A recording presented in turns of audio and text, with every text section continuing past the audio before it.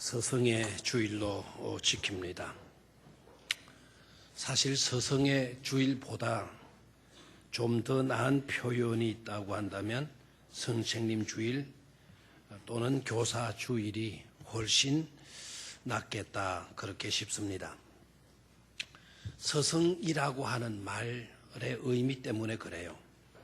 서성이라고 하는 말의 의원은 한창 불교가 왕성했을 때인 고려시대에 최세진 씨라고 하는 분이 쓴 훈몽좌해라고 하는 책에 사성이라고 하는 말이 나오는데 바로 그 말에서부터 유래가 되었다 이렇게 말을 합니다. 사성에서 사성에서 그 사가 서성사입니다. 그리고 사성에서 성은 중성자입니다. 중성. 그러니까 사성이라는 말은 중을 높이는 말이에요.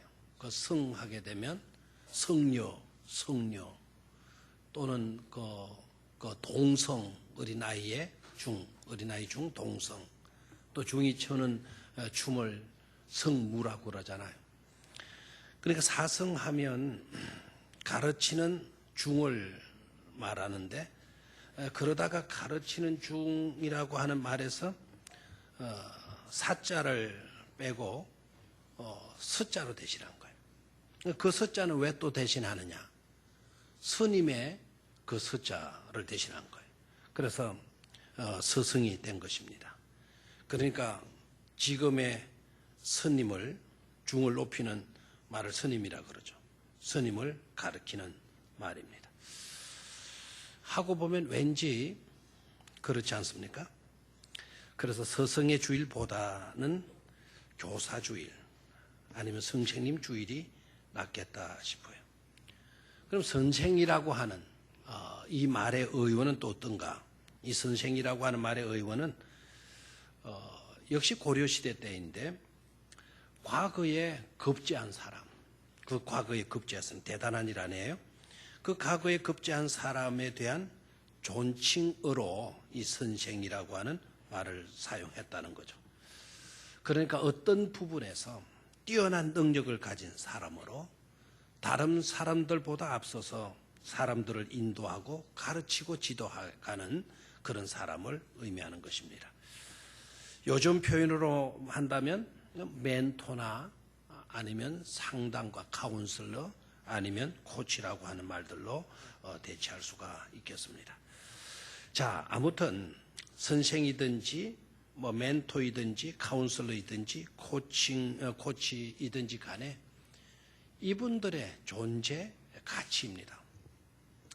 이분들을 절대로 우리는 무시하거나 또 우리는 대수롭게 생각해서는 안 되는 것입니다. 이 모든 것들이 있음으로 인하여서 사람은 사람으로서의 진정한 삶을 추구해 갈 수가 있는 거예요. 이분들의 도움 때문에, 이분들이 있기 때문에 좀 더 나은 삶을 살아갈 수가 있는 것이죠. 질 좋은 그런 삶을 말입니다. 절대로 인생은 누구이든지 간에 혼자 살 수가 없어요. 누구나 파트너가 필요한 거예요. 타이즈 우즈 같은 골프의 1인자도 코치를 옆에 두고 있다 그러잖아요. 타이거 우즈보다 골프를 더 잘 칠 수 있는 사람이 누구이겠어? 그렇게 골프의 전문가 중에 전문가이지만 옆에 코치를 두고 있다라는 거예요. 사람은 혼자서는 제대로 살아갈 수가 없기 때문이죠. 그런데 파트너가 중요한데 그 파트너가 누구냐에 따라서 인생이 결정된다고 해도 지나친 말이 아니잖아요. 파트너가 필요하다고 해서 아무런 사람들을 파트너로 삼을 수는 없잖아요. 그 파트너를 두면 그 파트너와 진정한 네 가지 만남이 이루어질 수가 있는 거예요. 그 네 가지 만남이란 어떤 만남이에요? 첫 번째는 주어진 만남이 있어요. 주어진 만남. 이건 어쩔 수 없는 만남인 겁니다. 예를 들면 부모와의 만남, 부모의 만남. 이건 어쩔 수 없잖아요. 아이가 부모를 선택할 수가 없어요. 부모가 이런 아이 낳고 싶다고 자기 태중에 있는 아이를 이런 아이로 바꿀 수가 없어요. 어쩔 수 없는 만남이죠. 하지만 어쩔 수 없는 만남이지만 그 부모와의 만남은 대단히 중요한 만남이 아닐 수가 없죠. 절대로 우리는 소홀히 할 수가 없는 겁니다. 두 번째는 선택적 만남이 있어요. 선택적 만남. 이 선택적 만남은 배우자와의 만남이 이 선택적 만남에 속하게 될 것입니다. 이 만남은 내가 얼마만큼 준비했느냐에 따라서 결정이 되는 거예요. 내가 잘 준비했으면 좋은 만남이 될 수가 있고 그렇지 못한 만남이 될 수밖에 없는 것입니다. 종종 젊은이들이 짝을 찾으면서 목사님 좋은 아가씨 하나 소개해 주세요. 좋은 또 남자친구 하나 소개시켜 주세요. 이렇게 물어와요. 그럴 때마다 오냐 그렇게 장가 가고 싶구나. 시집 가고 싶은 모양이나 뭐 그렇게 해서 대충 넘길 수가 없죠. 좋은 남편감을 찾는 너는 과연 얼마나 준비를 했느냐. 좋은 신부감을 찾고 있다면 너는 얼마만큼 준비가 되어져 있느냐. 이걸 질문할 수밖에 없죠. 준비를 잘 해놓으면 좋은 사람을 만날 수 있고 준비가 그렇게 되면 그럴 수밖에 없는 사람을 만날 수밖에 없죠. 반평생을 같이 지내야 하는 만남이니까 이 만남도 절대로 소홀히 할 수 없는 중요한 만남일 것입니다. 세 번째는 애매한 만남이 있어요. 애매한 만남. 이 애매한 만남에 포함이 되어지는 것이 이 스승과의 만남, 선생님과의 만남이겠죠. 이것은 어떻게 보면 주어진 만남 같기도 하고 한편으로 보면 선택적 만남 같기도 해요. 그래서 애매해요. 그래서 애매한 만남이라는 이름을 붙인 겁니다. 초등학교 우리 들어갔을 때에는 주어진 선생님과의 만남이 이루어지잖아요. 내가 선택해서 저 선생님한테 배울래. 그래서 저 선생님 반으로 들어갈 수가 없잖아요. 정해준 반으로 가서 그 정해진 그 반을 담임하는 선생님을 만나게 돼요. 주어진 만남이에요. 그러나 대학에 가서는 학과를 내가 지원을 해요. 그 학과에 들어가서 공부를 하는데 어느 교수에게서 내가 배울까? 그 교수를 내가 선택하게 되잖아요. 이럴 때에는 선택적 만남이 되는 겁니다. 아무튼 주어진 만남이냐 선택적 만남이냐 그게 중요한 게 아니고 좋은 선생님을 만나는 거 너무 중요한 일이지 않습니까? 복 중에 굉장한 복이라 말할 수도 있습니다. 왜냐하면 삶의 방향이 달라질 수 있기 때문인 것이죠. 네 번째는 영적인 만남이 있어요. 이 영적인 만남은 종교적인 만남이라기도 하고 즉 하나님과의 만남인 것이죠. 이 만남은 섭리적인 만남이다. 즉 하나님의 뜻, 하나님의 계획, 하나님의 주권에 의해서 이루어지는 만남이다. 그래서 이 만남은 너무나도 중요하고 무엇보다도 중요한 만남이다라는 것이죠. 앞에 세 만남이 아무리 잘 이루어졌다 하더라도 사실 우리 신앙하는 사람들에게 있어서는 영적인 만남, 하나님과의 만남이 제대로 이루어지지 못했다고 한다면 앞에 세 가지 만남이 아무리 아름답게 이루어졌다 하더라도 무익한 그와 같은 만남에 지나지 않는 것이죠. 자, 아무튼 여러 가지 만남이 있지만 이러한 만남들에 의해서 우리가 알아야 될 것은 우리가 성장해가고 성숙해 갈 수 있다라는 거예요. 만남이 소중한 것이죠. 그러나 알아야 할 것은 무조건 만나기만 하면 사람이 변화되고 성장하고 성숙해 갈 수 있는 것인가? 그렇지 않아요. 만남 중에서도 여러분 수많이 스치고 많은 만남이 있잖아요. 그냥 한번 만나고 스쳐 지나간 만남이 있죠. 의미가 없잖아요. 그러나 그 중에는 또 5년, 10년 같이 지냈으면서도 자 헤어지고 나니까 1년 뒤니까 기억이 안 나요. 진정한 만남이 아니었죠. 스침의 만남이었잖아요. 저도 우리 교회 담임하면서 여러 교인들이 있었고 여인 교인들이 이사를 했고 다른 지역에 가 계시는 분들도 있어요. 기억되는 분들이 있지만 기억되지 않는 분들도 있어요. 그분은 저를 알지만 저는 그분을 알지 못하는 경우도 있었어요. 한 교회에 몸담고 하나님을 섬겨왔으면서도 불구하고 기억을 하지 못하는 거예요. 서침의 만남에 지나지 않았던 것이죠. 이례적 만남으로 변화되는 것이 아니다. 지속적인 만남에 의해서 인생은 변화되고 성장하고 성숙해 갈 수 있는 것이다 하는 것입니다. 서울의 어느 교회에 날라리 집사님이 있었다 그래요.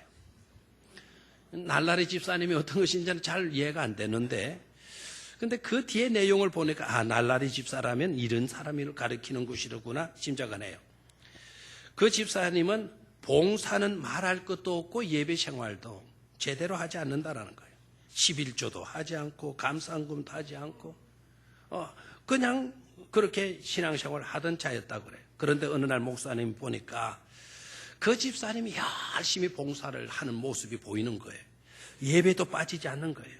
열심히 교회 생활을 하는 것입니다. 그래서 목사님이 이상해서 그 집사님을 불러서 아무개 집사님 무슨 은혜를 받았기에 그 뒷말도 하지 않았어요. 그랬는데도 이 집사님이 눈치를 채고는 머리를 극적거리면서 사실 목사님 우리 아들이 하도 말썽을 부리며 사고를 치기에 서울에 가면 미아리라고 하는 동네가 있는 모양인데 그 미아리에 있는 점집에 점을 치러 갔더니 점쟁이가 하는 말이 당신 예수 똑바로 믿어야 돼.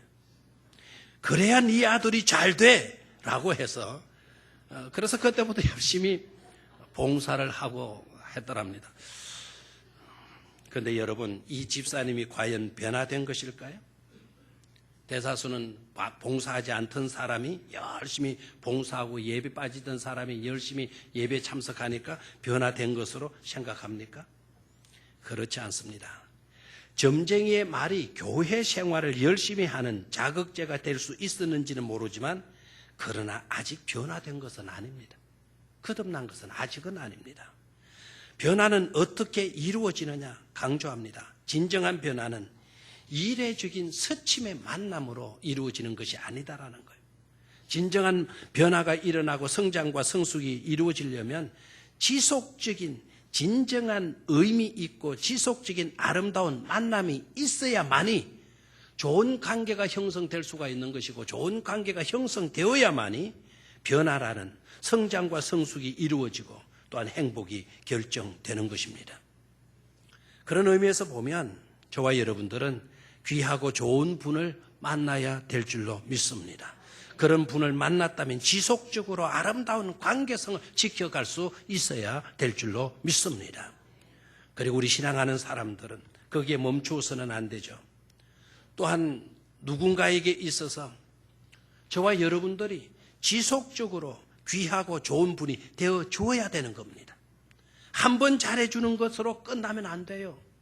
잘해주되 지속적으로 잘해주어서 그 사람에게 있어서는 없어서는 안 될 그런 귀한 좋은 분이 되어줄 수 있어야 된다는 말입니다. 그것이 우리의 이상이 되어야 하고 그것이 우리의 실제여야 하는 것입니다. 이유가 뭡니까? 우리 모두는 다 하나님의 백성이기 때문에 그렇습니다. 예수 그리스도의 가족이 되었기 때문에 그렇습니다. 뿐만 아니라 저 찬란한 높은 세계를 향하여 나아가야 할 자들이기 때문인 것이죠. 두 번째로 그렇다면 진정한 참 교사로서의 역할은 무엇일까?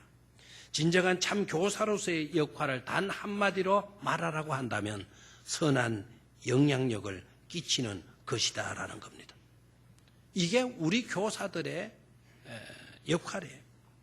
어떻게 보면 이게 우리들의 사명이기도 하는 것입니다. 절대로 영향력을 끼치는 선한 영향력을 끼치는 선생님들은 자기 명분과 자기 권리를 주장하고 찾으려고 거기에 전전긍긍하지 않습니다. 오히려 자기 명분과 권리는 포기하고서라도 신앙인으로서의 의무를 감당하고자 합니다. 내 것을 찾기보다 내 것을 희생하고서라도 나에게 주어진 본분을 어떻게 하든지 최선 다해서 감당하려고 하는 것입니다. 바로 그런 데서 선한 영향력이 나타나게 되는 것이죠.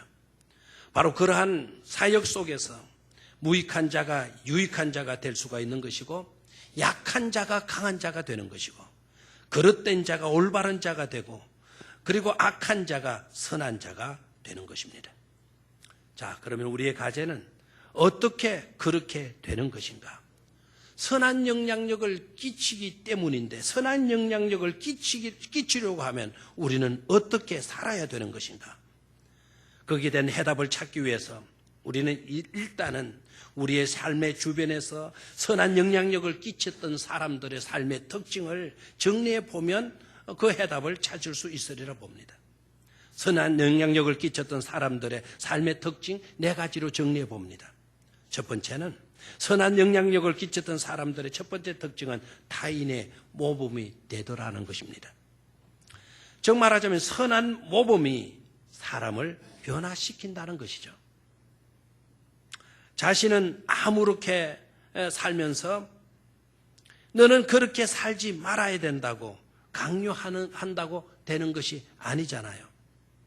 예를 들면 저녁마다 술을 먹고 비틀거리고 들어오면서 아들을 불러가지고는 아들아, 너는 술을 절대로 먹으면 안 된다. 그런다고 자식이 변화되겠습니까? 자신은 시간 날 때마다 담뱃갑을 열어가지고는 담배를 끄지만 뻐끔뻐끔 담배를 피워가면서 아들은 불러가지고 너는 이놈의 자식 절대로 흡연하면 안 돼. 이렇게 야단친다고 자식들이 그 담배를 끊겠습니까? 선한 모범이 사람을 변화시키는 것입니다. 그런데 그렇다면 나는 희망이 없다. 이렇게 여겨질 수 있는 사람도 있죠. 꼭 완벽하고 온전해야만 영향력을 끼치는 것인가? 완벽해야만 선한 영향력을 끼칠 수 있는 것인가? 온전해야만 선한 영향력을 끼칠 수 있는 것인가? 여러분 어떻습니까? 그래야만 끼칠 수 있다라고 하는 대답을 하겠죠? 그렇다면 우리는 완벽하지 못한 우리로서는, 온전하지 못한 우리로서는 어떻게 영향력을 끼칠 수 있는 것입니까? 알아야 합니다. 꼭 완벽하고 온전해야만 선한 영향력을 끼치는 것이 아니다라는 거예요. 여러 면에서 부족하고 여러 면에서 약해도 부족하면 부족하다라는 것을, 약하면 약하다라는 것을 솔직히 인정하는 그 겸손함에서 얼마든지 선한 영향력을 끼칠 수 있습니다. 예를 들어 볼까요? 이런 아버지가 있어요. 아들을 불러 모아가지고 아들에게 이렇게 얘기합니다. 아들들아, 이 아비는 가진 것도 없고 미처 배우지도 못했단다. 그래서 아는 것이 없구나. 너희들을 대할 때마다 너희들을 그토록 사랑하긴 하나 항상 부끄럽게 이루 말할 수가 없단다. 그래도 애비인지라 너희들을 향한 기대와 바람은 너희들이라도 열심히 배워서 좋은 사람이 되었으면 하는 거란다. 이 아비는 그런 너희들을 기대하면서 뼈가 부러진다고 해도 남에게 해를 끼치지 않고 최선을 다해서 일을 할 것이다. 이렇게 아버지가 자식들을 불러놓고 이렇게 말하고 실제적으로 그와 같은 삶을 살아간다고 하면 그런 겸손함에서 자녀들뿐만 아니라 사람들도 좋은 영향력을 받게 되는 줄 믿습니다. 두 번째로 긍정적인 태도, 낙관적인 의식을 가지고 산 사람들이 선한 영향력을 끼치더라라는 것입니다. 누군가 잘못을 하고 누군가 실수를 했어도 격려하고 칭찬해 주는 사람들, 긍정적인 의식을 가지고 낙관적인 의식을 가지고 그래도 힘을 잃지 말고 용기를 잃지 말라고 격려해 주는 사람들, 이런 사람들이 선한 영향력을 끼치더라는 것입니다. 만약 어떤 사람이 실패를 하고 만약 어떤 사람이 실수를 했다고 가정해 봅시다. 그렇다면 대개 어떻게 합니까? 저와 여러분들은 대개 어떻게 합니까? 우리는 대개 야단을 치고 비방하고 손가락질을 하죠. 대개 우리는 그렇게 하지 않습니까? 그러나 영향력 있는 사람은 그렇게 하지 않더라고요. 우리들은 실수하고 실패하면 잘못했다고 야단을 쳐야만이 좋아지는 줄 생각하는데 그렇게 좋아지는 줄 알고 큰 소리 했는데도 불구하고 좋아지지 않아요.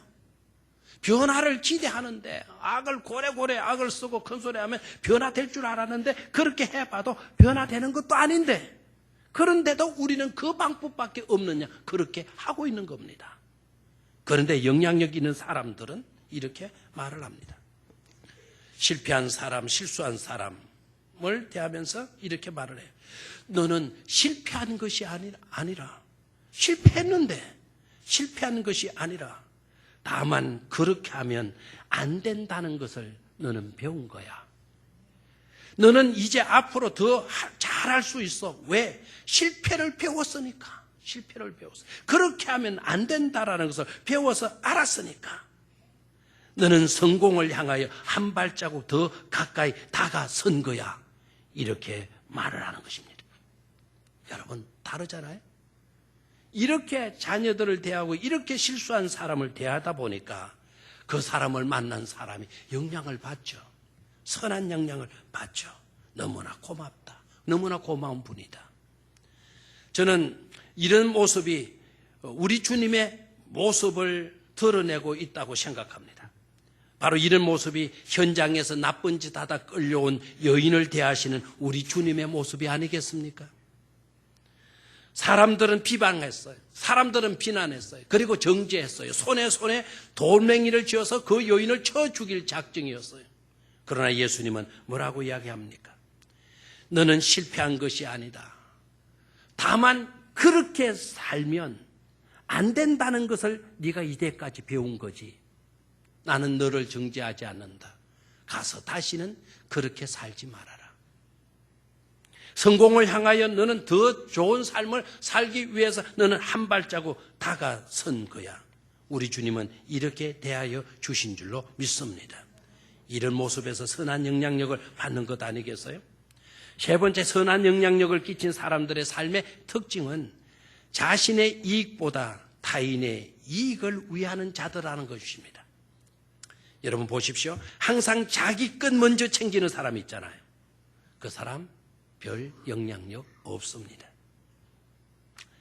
손해가 되더라도 지갑을 열고 베푸는 사람, 그런 사람 참 바보 같은데, 계산도 못하고 자기 것 쓰는 어리석은 사람 같은데, 그런데 그 사람 영향력 있습니다.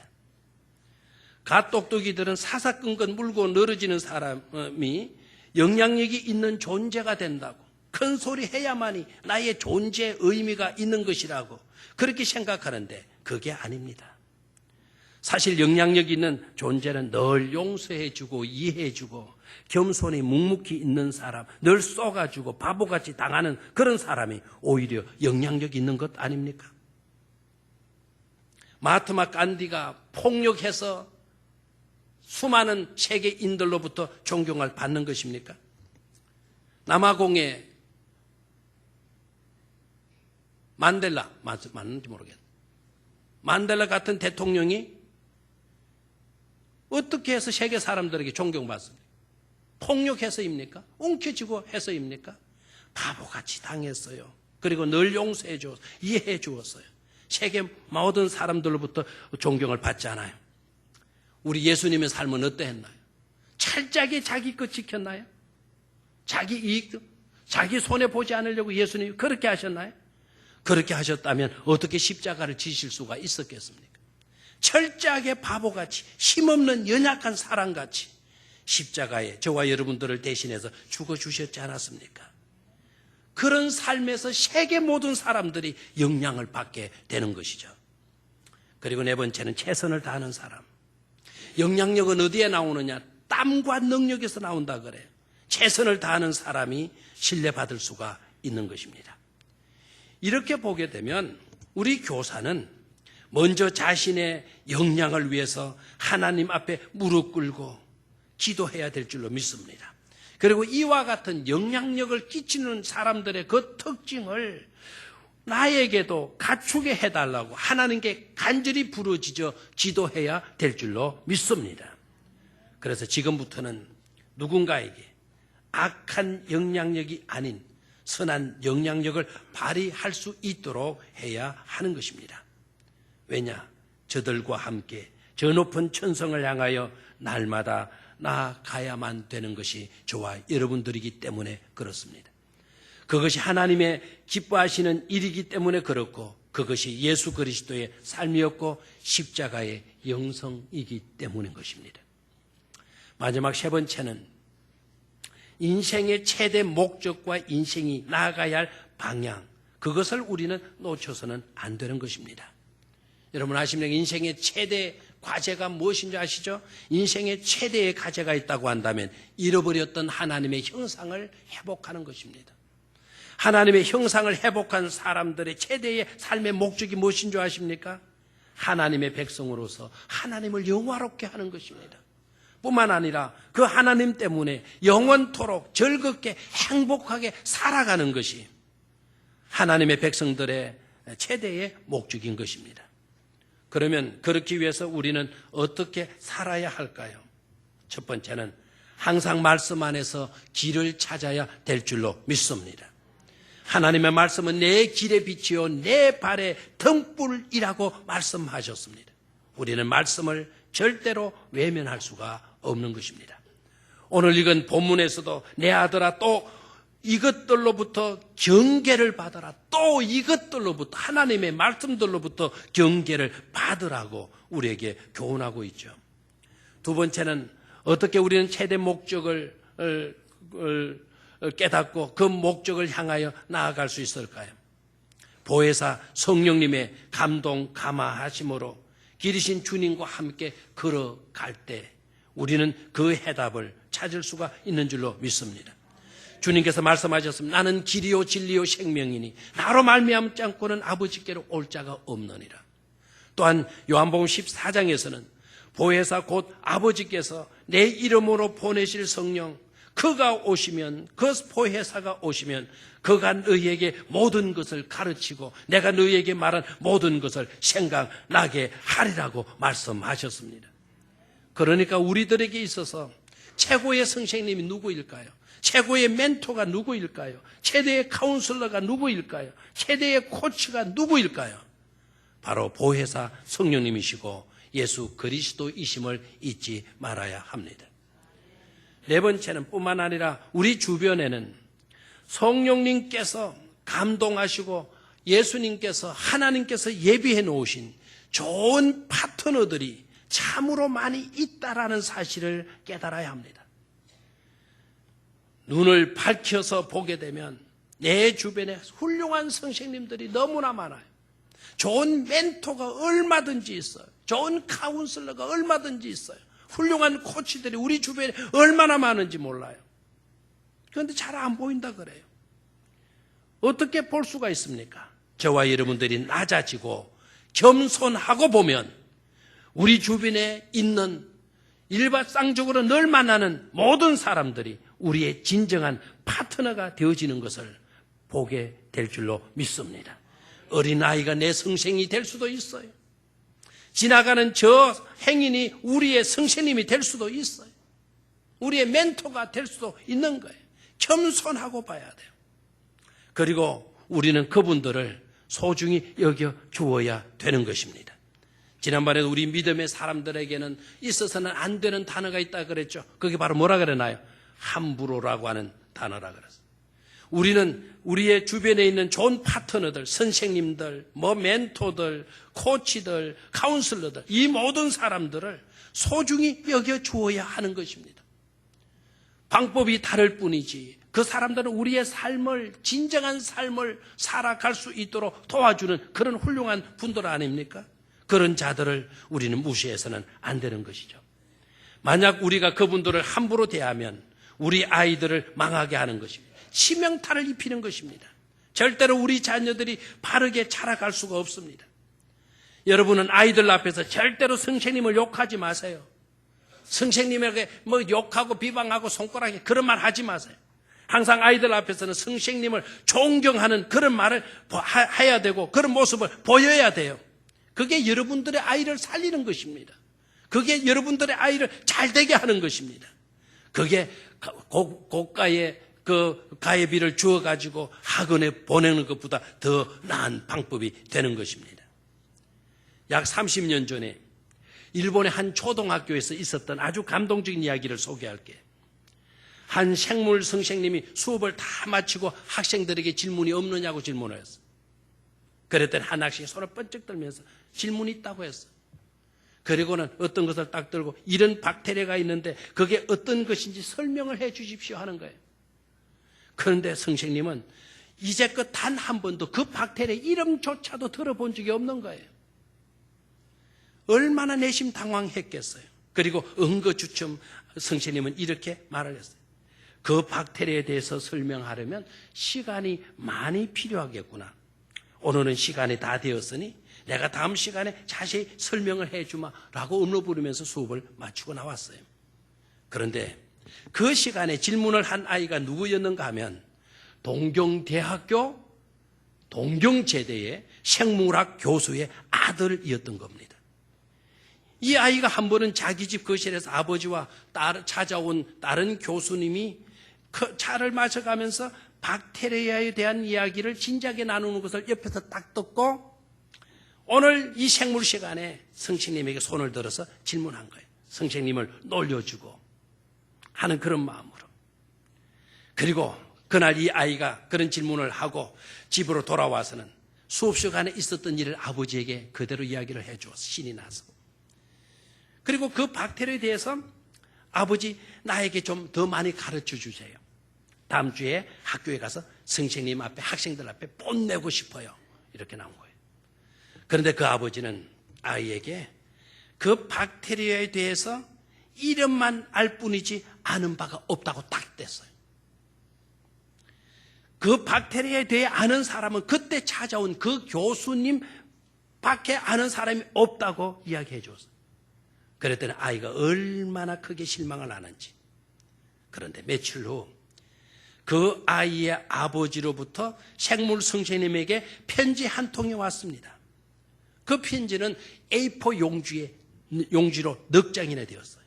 그 내용을 뜯어보니까 그 박테리아에 대한 설명이 자세하게 적혀 있었던 것이죠. 그 다음날 수업 시간이 되었습니다. 생물 선생님은 박테리아에 대한 설명을 아주 자세하게 칠판에 적어가면서 설명하기 시작했어요. 질문을 했던 학생이 그 선생님의 설명을 들으면서 얼마나 놀라는지 깜짝 놀라는 거예요. 생물학 교수이신 우리 아버지도 잘 모르는 것을 이 선생님은 너무너무 잘 알고 있는 것에 놀라지 않을 수가 없어요. 선생님에 대한 존경심이 일어나게 되었던 것입니다. 여러분 얼마나 멋집니까? 누가 존경스럽고 누가 훌륭한 것입니까? 그 생물 선생님입니까? 아니면 그 아이의 아버지입니까? 아버지는 그 박테리아에 대해 너무나 잘 알고 있었어요. 그러나 이 아이가 선생님을 무시하고 지금 무시하려고 작정하고 있는 거예요. 그럴 때 이 아버지는 선생님을 무시하도록 자기 아이 돋보이게 하기 위해서 그 아이에게 박테리아에 대해서 설명을 해준 것이 아니라 그 박테리아에서 나는 아는 것이 없다. 그리고는 몰래 선생님에게 편지해서 박테리아에게 설명을 다 해준 거예요. 여러분 실상은 그 생물 선생님이기보다는 이 아이의 아버지가 존경스럽지 않습니까? 훌륭한 것 아닙니까? 사랑하는 성도 여러분, 우리도 이런 부모가 되어야 되고 이런 교사가 되어야 되고 이런 성도가 되어야 될 줄로 믿습니다. 우리 자신들이 하나님께 붙들린 자가 되고 잃어버린 영혼을 위해 쓰임받고 길 잃고 방황하는 사람들에게 우리는 그렇게 되어 주어야 하는 것입니다. 우리가 잘났으면 얼마나 잘났습니까? 우리가 못났어도 예수님께서 외면하실 정도로 그렇게 못나지는 않았지 않았습니까? 잘난 작은 못난 작은 예쁜 작은 미운 작은 마음에 들건 안 들건 간에 우리 모두는 다 함께 저 높은 곳을 향하여 나아가는 자가 되어야 할 줄로 믿습니다. 그것이 하나님의 뜻이고 기쁨이니까 우리는 그렇게 해야 될 줄로 믿습니다. 그것을 잊지 말아야 되겠습니다. 오늘 주신 본문 말씀 11절과 13절을 같이 읽는 것으로 오늘 설교를 마치도록 하겠습니다. 11절 시작. 지혜자들의 말씀들은 찌르는 채찍들 같고 회중의 스승들의 말씀들은 잘 박힌 목 같으니 단 한 목자가 주신 바이니라. 13절 일의 결국을 다 들었으니 하나님을 경외하고 그의 명령들을 지킬지어다. 이것이 모든 사람의 본분이니라. 아멘. 사랑의 아버지